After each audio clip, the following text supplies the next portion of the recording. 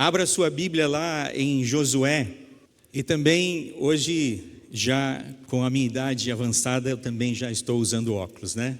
Como podem perceber. Josué capítulo 3 e Josué capítulo 4. Nós não iremos ler todo o texto, mas eu vou fazer referência e menção a algumas partes de Josué capítulo 3 e também Josué capítulo 4. O capítulo 3 trata da travessia do Jordão e o capítulo 4 fala das 12 pedras tiradas do meio do Jordão. Leia comigo o verso de número 5 do capítulo 3. A palavra do Senhor diz assim: Disse Josué ao povo: santificai-vos, porque amanhã o Senhor fará maravilhas no meio de vós. Uma outra palavra aí de tradução para santificai-vos seria consagrai-vos, tá?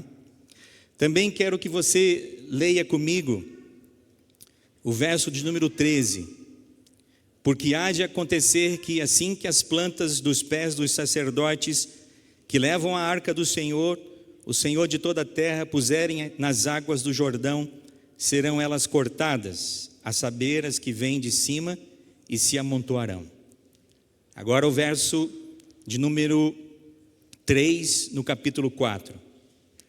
Tomai 12 pedras e levai-as convosco, e depositai-as no alojamento em que haveis de passar a noite.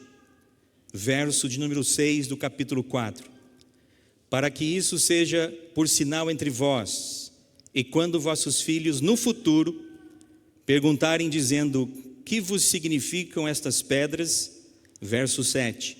Então lhes direis que as águas do Jordão foram cortadas diante da arca da aliança do Senhor, e passando ela foram as águas do Jordão cortadas. Estas pedras serão para sempre um memorial aos filhos de Israel. Agora, no final do capítulo 4, versos 20 até o verso 24. As 12 pedras que tiraram do Jordão, levantou-as Josué em coluna em Gilgal.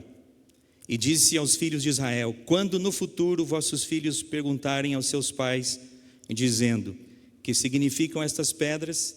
Fareis saber vossos filhos, dizendo: Israel passou em seco este Jordão, porque o Senhor vosso Deus fez secar as águas do Jordão diante de vós, até que passasseis, como o Senhor vosso Deus fez ao Mar Vermelho, ao qual secou perante vós até que passamos, para que todos os povos da terra conheçam que a mão do Senhor é forte, a fim de que temais ao Senhor vosso Deus todos os dias.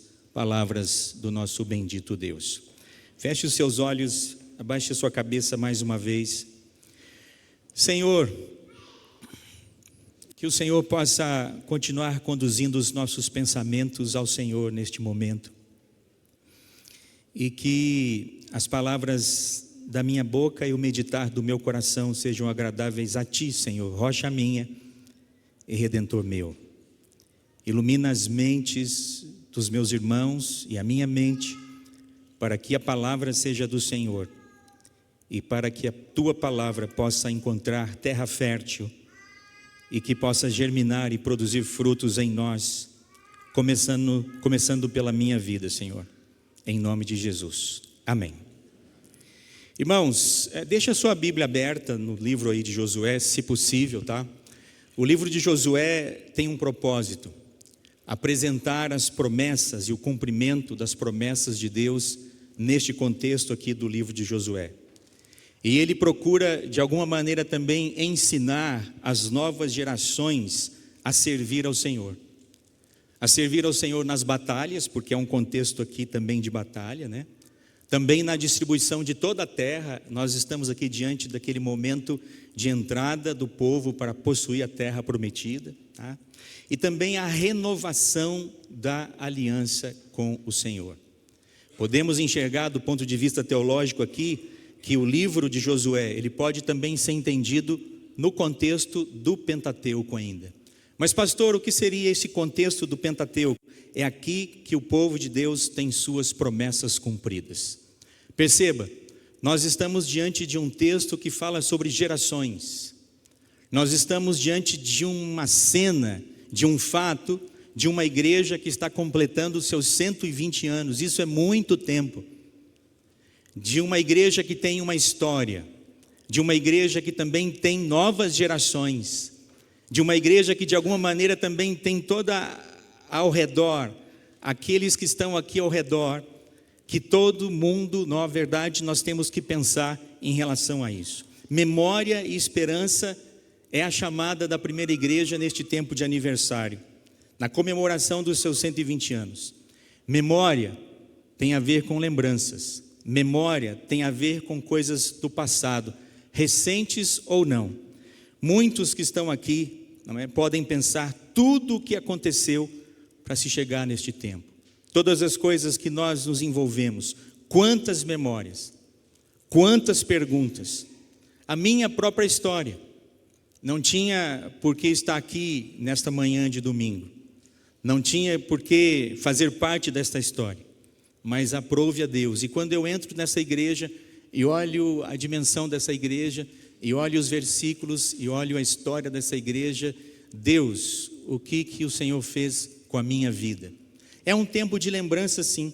Aqueles que estão chegando agora, eu não sei se você veio para esta igreja faz 1 ano, 2, 10 anos, não sei quanto tempo, mas aqueles que estão chegando agora, os mais novos, ao verem as fotos lá embaixo, se você ainda não viu, veja as fotos lá embaixo, né? Aqui a importância da pergunta: o que significa essa igreja para você? O que significa essa igreja do ponto de vista estético, com essa cúpula aqui em cima? As pessoas passam ali e perguntam: quem está aí? Qual o Deus que está aí? Assim também como aquelas pedras instigavam as pessoas a perguntarem: o que significam essas pedras? Nós estamos aqui, irmãos, nessa manhã, falando de memória. A memória humana é algo extraordinário, porque algumas coisas nós ouvimos e nunca mais esquecemos, e outras repetimos várias vezes e acabamos por esquecer. O ponto então é o seguinte: lembramos de coisas que não possuem uma utilidade imediata e acabamos esquecendo de outras tantas coisas que nós deveríamos lembrar. A situação torna-se mais grave ainda quando nós pensamos no nosso tempo. Que tempo é esse que nós estamos vivendo?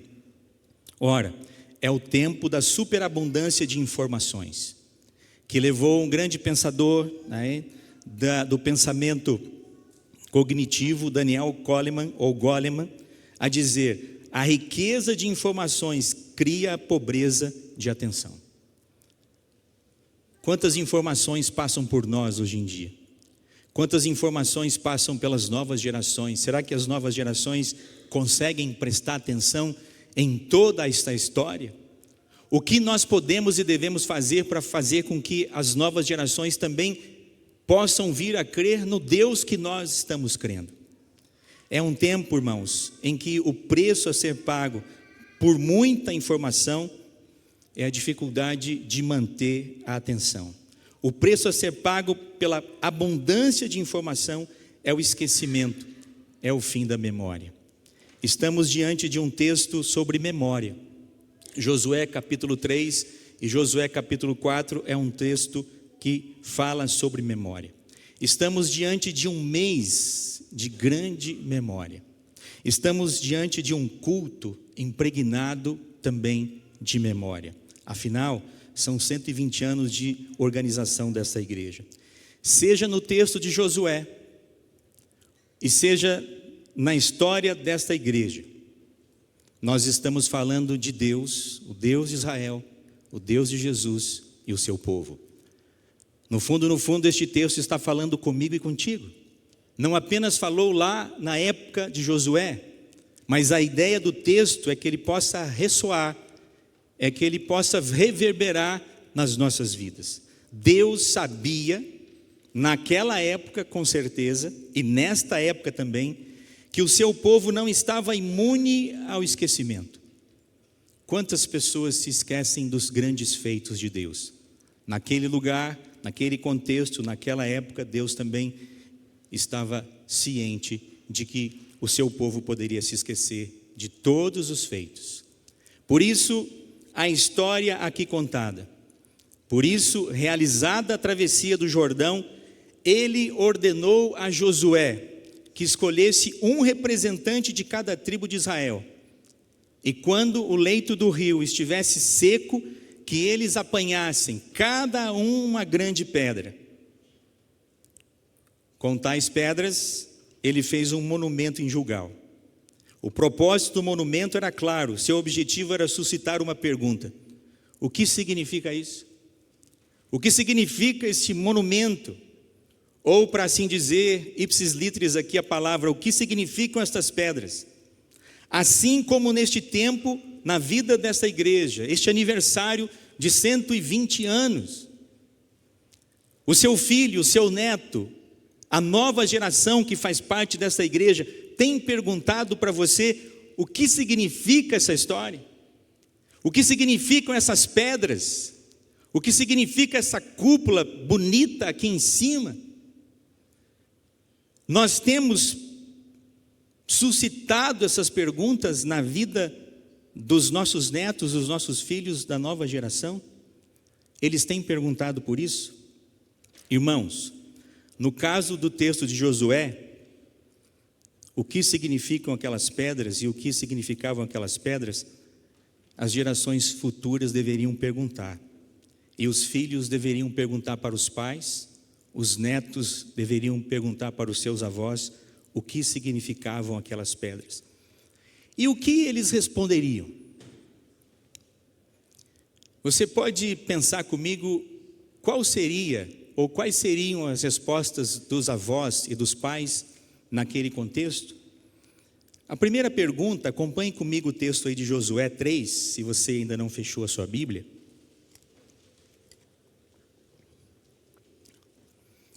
Josué 3, versos 5 e verso 10. Disse Josué ao povo: santificai-vos, porque amanhã o Senhor fará maravilhas no meio de vós. Verso 10 diz assim: disse mais Josué: nisto conhecereis que o Deus vivo está no meio de vós.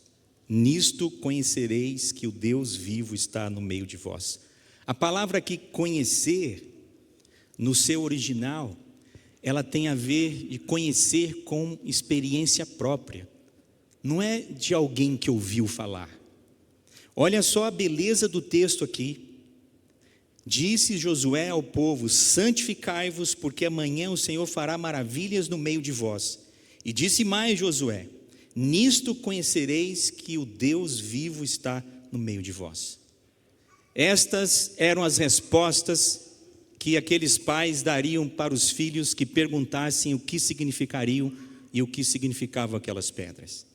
O termo que nós traduzimos como milagre na Bíblia, irmãos, é sinais ou sinal ou maravilha. Na Bíblia, o mundo é de Deus e por vezes ele intervém no fluxo dos acontecimentos históricos e naqueles que nós chamamos de históricos. Para esta intervenção divina, a Bíblia utiliza estes dois termos, sinais e maravilhas. Uma maravilha, portanto, pode ser definida como um sinal que manifesta de modo inesperado e com grande intensidade a presença de Deus e sua ação salvadora. A pergunta ressoa: o que significam estas pedras? Significam que nós vimos as maravilhas de Deus, a começar pela maior delas: Deus esteve no meio de nós. Esta igreja pode dizer isso ao longo deste tempo da sua história. Quando uma nova geração, o neto de vocês, Morosini estava apresentando aqui vários dos seus netos. Os seus netos podem perguntar para o seu avô ou para os seus pais o que significa tudo isso. E os seus pais ou o seu avô pode dizer: olha, significa que nós vimos as maravilhas de Deus, Deus agiu e aqui nós temos um sinal. Eu não tenho dúvida disso, que Deus agiu, porque Ele transformou a minha vida. Alguém que passou por essa igreja, que não tinha nenhuma relação histórica com essa igreja, da mesma forma com que este texto está aqui preservado, e ele vai continuar reverberando na vida de muitas pessoas. Você tem visto as maravilhas de Deus? Você tem visto os sinais de Deus na sua vida? Você pode dizer para alguém, quando alguém lhe perguntar, bem, o que significa aquele ajuntamento ali naquela esquina? Você pode dizer, Deus esteve e está no meio de nós. O que significam esses 120 anos que celebramos? Não é?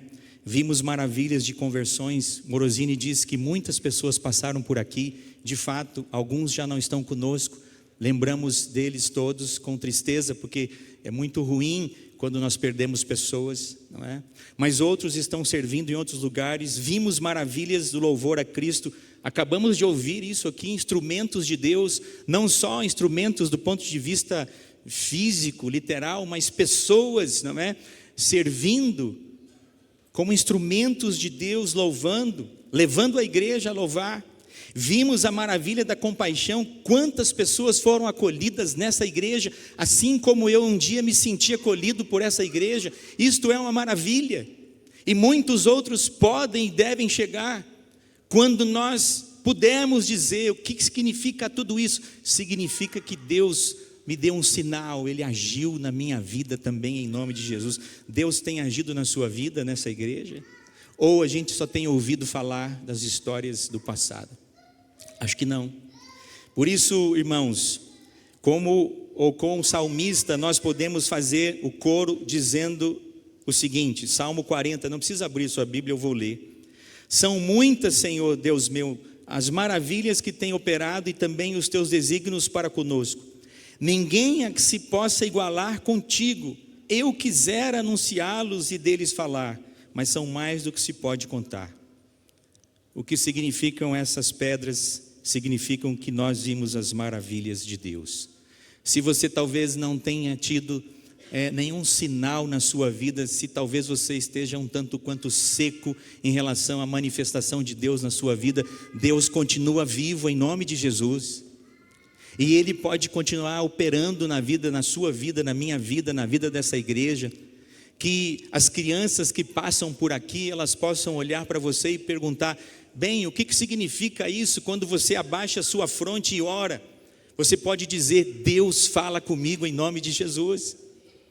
Deus não está no passado, Jesus é o mesmo ontem, hoje, será eternamente, Ele continua agindo. Mas, voltando ao texto, além daqueles avós ou pais responderem para os seus filhos o que significam aquelas pedras, eles responderiam, nós vimos as maravilhas, mas o filho continua perguntando, mas só isso? Vocês só viram as maravilhas? E os pais responderiam, não, nós molhamos os nossos pés. A palavra diz isso.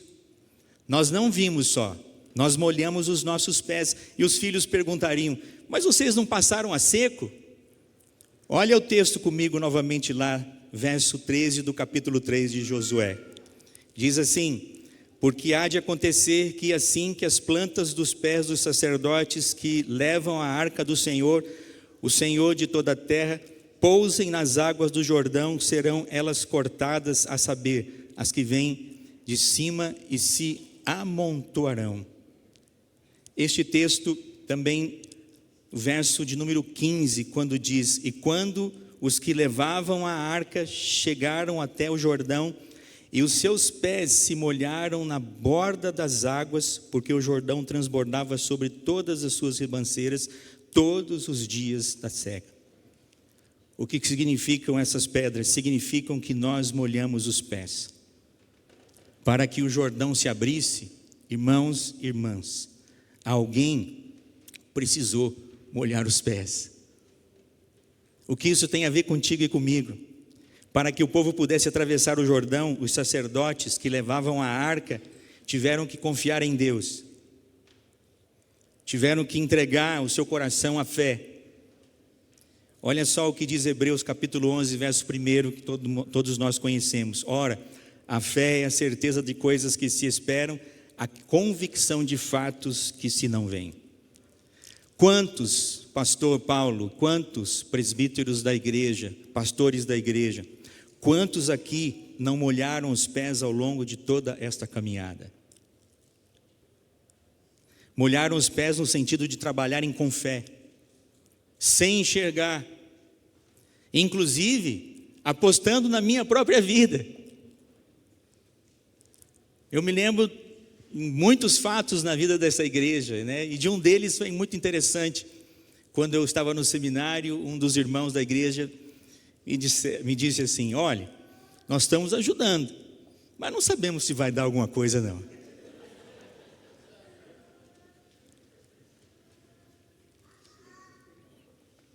Deus me chamou, e eu não tenho dúvida que aquele irmãozinho também orava por mim, orou por mim.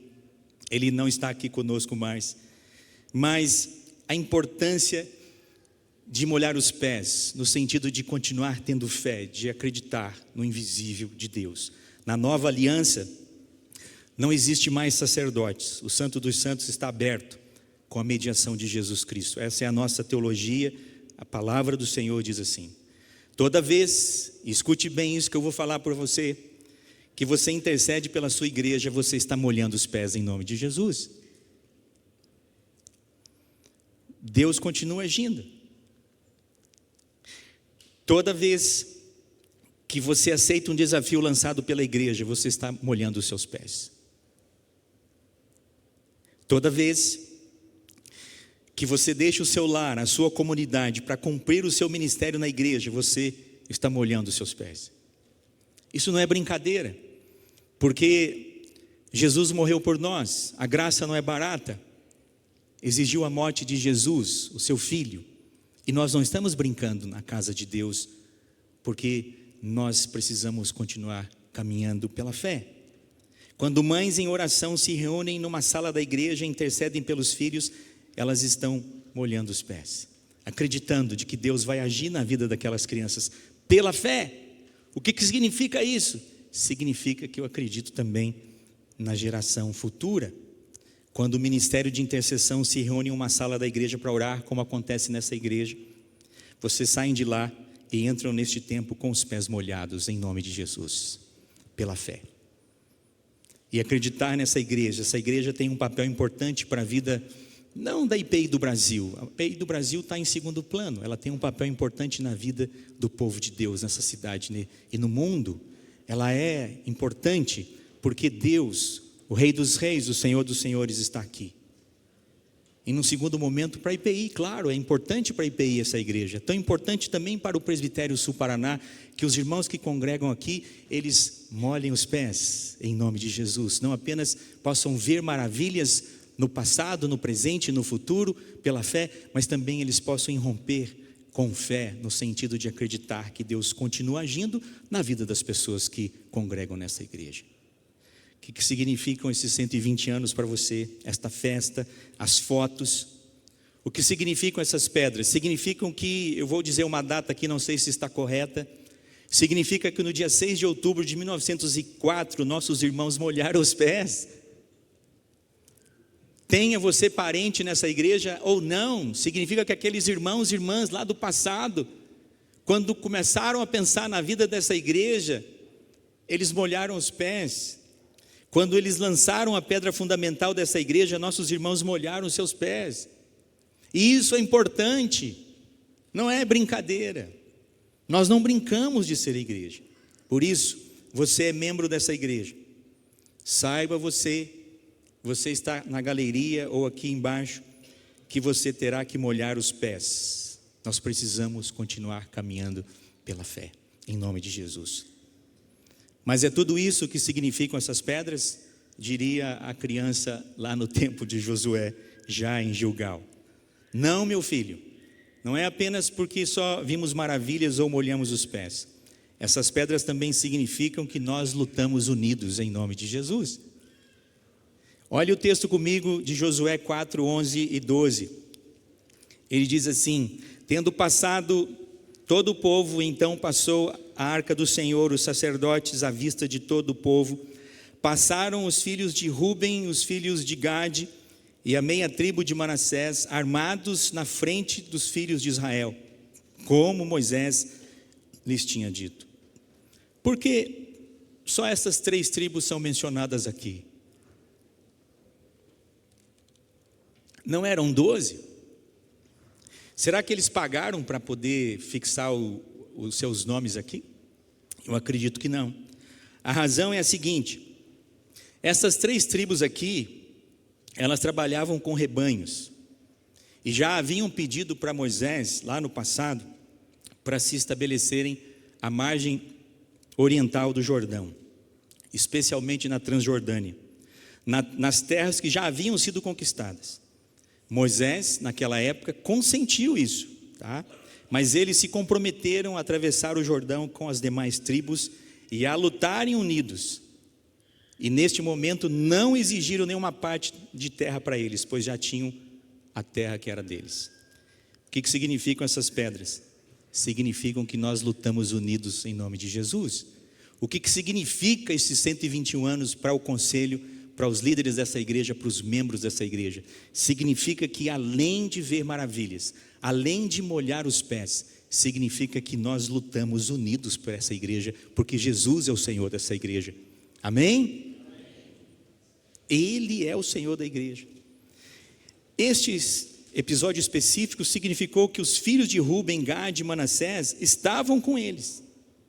E aqui a lembrança do Salmo 133. Ó, como é bom e agradável viverem unidos os irmãos. E o verso de número 5 deste Salmo diz o texto: ali o Senhor ordena a bênção, quando nós estamos unidos. A unidade do povo de Deus é tão importante. A unidade do povo de Deus é tão importante que foi priorizada por Jesus na oração sacerdotal. João capítulo 17, versos 20 e 21 diz assim: não rogo somente por estes, mas também por aqueles que vierem a crer em mim, por mim e por você, por intermédio da sua palavra, a fim de que todos sejam um, e como és tu, ó Pai, em mim e eu em ti, também sejam eles em nós, para que o mundo creia que tu me enviaste. O que significam essas pedras? Significam esses 120 anos, significa, pastor Paulo, presbíteros, conselho dessa igreja, significam que vocês devem continuar lutando unidos pela graça de Deus. Não há possibilidade de divisão em nome de Jesus. Nós estamos aqui para lutar pelo evangelho de Cristo ao lado dos nossos irmãos. Mas há uma última coisa no significado dessas pedras, e aqui eu encaminho para o final. Veja o texto comigo, Josué 4, 20 a 22. As 12 pedras que tiraram do Jordão levantou Josué em coluna em Gilgal. E disse aos filhos de Israel: quando no futuro vossos filhos perguntarem aos seus pais, dizendo: que significam essas pedras? Farei saber a vossos filhos, dizendo: Israel passou em seco este Jordão. Porque o Senhor vosso Deus fez secar as águas do Jordão diante de vós, até que passasseis, como o Senhor vosso Deus fez ao mar vermelho, ao qual secou perante nós, até que passamos. Para que todos os povos da terra conheçam que a mão do Senhor é forte, a fim de que temais ao Senhor, o vosso Deus. O que significam essas pedras? Significam que nós pensamos em vocês. Vimos maravilhas, Deus está no meio de nós, molhamos os pés, lutamos unidos, mas também nós aqui pensamos nas gerações do futuro. Aquelas 12 pedras, irmãos e irmãs, não eram apenas ou tão somente um monumento para o passado, era um monumento para as gerações futuras. Quando no futuro os filhos perguntarem: que significam essas pedras? Para que a fé sobreviva, não basta ter um passado. Para que a fé sobreviva, além do passado, é preciso saber projetar o futuro para o nosso passado. Essa igreja tem um passado, com certeza, um passado importante, brilhante, mas é preciso saber projetar um futuro para este passado. É preciso criar pontos de encontro, pontos de convergência, pontos de diálogo entre o passado e o futuro, entre as velhas e as novas gerações. Todos nós já estamos passando, mas é preciso criar um ambiente para que a gente possa pensar naqueles que virão. O memorial em Gilgal não era autoexplicativo, ele era instigativo. O que o seu filho, o seu neto, o seu vizinho, ou aqueles que passam por vocês, perguntam para vocês sobre a sua vida com Deus? Eles perguntam sobre a sua igreja, sobre como vocês resolvem problemas, como vocês educam as crianças, como vocês de alguma maneira pensam sobre o futuro de vocês. Neste caso, nesta pergunta, este monumento era instigativo. Ele instigava a conversa sobre fé. E a presença de Deus deveria estar ali. Memória e esperança. Eu me lembro que muitas vezes na vida dos meus filhos, recentemente o meu menino conseguiu comprar um carro. Ele é professor universitário hoje, o meu mais novo. Pela graça de Deus ele comprou um carro, está pagando ainda, mas ele comprou um carro. O que eu fiz com ele? É isso que eu estou falando aqui. Eu peguei esse menino, coloquei ele dentro do carro e disse para ele: agora nós vamos entrar no carro e nós vamos marcar esse dia, porque nós vimos as maravilhas, o sinal da graça de Deus na sua vida, em nome de Jesus. É isso o que eu estou dizendo aqui.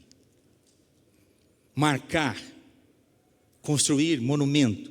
Todas as vezes que Deus agiu nas nossas vidas, nós precisamos construir, porque Ele vai instigar a pergunta: mas pai, por que nós estamos fazendo isso? Porque nós estamos consagrando este carro não só para Deus, mas estamos marcando porque Deus agiu na sua vida e lhe concedeu vitória em nome de Jesus. Nem todos nós estaremos aqui na celebração dos 150 anos dessa igreja, quiçá nos 200 anos. Nem todos nós estaremos aqui, inclusive eu, embora ainda jovem. Mas ouça-me, nós estamos cuidando agora da geração que celebrará os seus 150 anos. Nós queremos que o nosso legado para as gerações futuras seja o próprio Cristo. Queremos levar Cristo às novas gerações e queremos trazer as novas gerações para Cristo. E se você conhece bem a Bíblia, você percebe na trajetória do Pentateuco, e daí nós temos Josué, no livro de Juízes, a nova geração não conheceu o Senhor como deveria conhecer. Essa é a minha preocupação, como pai, como pastor, como alguém que representa uma igreja que é importante na história, não é a melhor, mas é importante na história. A minha preocupação é que não aconteça como no tempo dos juízes. Juízes 2:10 diz assim: toda aquela geração também morreu e foi reunida aos seus pais, e depois dela se levantou uma nova geração que não conhecia o Senhor, nem as obras que Ele havia feito em Israel. Aqueles pais haviam falhado com seus filhos. Eu não estou falando aqui pais tão somente do ponto de vista biológico, mas as novas gerações fazem parte da nossa vida com Deus. E o texto de Juízes está dizendo que aquela geração perdeu-se, porque infelizmente não andaram segundo o coração de Deus. Esses dias, num desses posts de internet, eu vi um cartaz dizendo o seguinte, eu trouxe ele, não o cartaz, não deu tempo, e o cartaz diz assim: quando a igreja se torna opcional para os pais, ela se torna desnecessária para os filhos. Isso tem sido a realidade que a gente tem vivido hoje na história do nosso país e do mundo. É uma frase muito séria e muito perigosa e importante. Quando a igreja se torna opcional para os pais, ela se torna desnecessária para os filhos. Eu quero encerrar esse momento fazendo um desafio prático para você. O que você tem feito para continuar compartilhar a sua fé em Cristo com as novas gerações? Ou o que a igreja tem feito? Mas o que eu posso fazer? Você pode fazer muitas coisas, né? Você pode orar pelas novas gerações. Você pode ser simpático com as crianças, adolescentes e jovens, né? Às vezes fica difícil, tá? Você pode falar de Cristo e ajudar alguém mais jovem que você a tomar uma decisão por Cristo. Você pode investir os seus recursos. Como você tem investido os seus recursos na vida das novas gerações? Você tem investido do seu tempo na vida dessa igreja? Você tem investido dos seus recursos financeiros? Você tem investido do seu dom, do seu ministério? Você conhece o seu dom, o seu ministério, para que você possa servir na vida dessa igreja e abençoar a vida das novas gerações? Irmãos e irmãs, o que significam essas pedras? O que significam esses 120 anos para vocês? E aí eu espero dizendo o seguinte: nós vimos as maravilhas de Deus, nós vimos Deus no meio de nós, o seu povo, nós molhamos os nossos pés na caminhada da fé, nós molhamos os nossos pés abrindo novos caminhos pela fé, nós lutamos unidos ao lado um do outro, como verdadeiros irmãos em Cristo. Nós pensamos naqueles que viriam depois. Quem vai vir depois? Nós estamos enxergando hoje aqueles que estarão aqui quando eu e você já estivermos com o Senhor. Veja, a nossa preocupação, a nossa educação, o nosso diálogo com as novas gerações precisa mostrar que nós vemos presente a maravilha ou as maravilhas de Deus. Nós temos que mostrar às novas gerações que nós molhamos os nossos pés pela fé. Eles precisam enxergar isso em nós. Nós precisamos mostrar às novas gerações que nós lutamos unidos, a despeito às vezes de alguma opinião divergente, mas nós estamos unidos. Mas mais do que isso, nós estamos pensando nas gerações futuras, porque talvez daqui a um tempo nós não estaremos mais aqui. E eu encerro dizendo o que significam essas pedras para você, e eu espero que signifique o seguinte: que nós possamos responder com a nossa própria vida diante de Deus, e para a glória dele, para sempre, para todo sempre. Amém. Deus abençoe.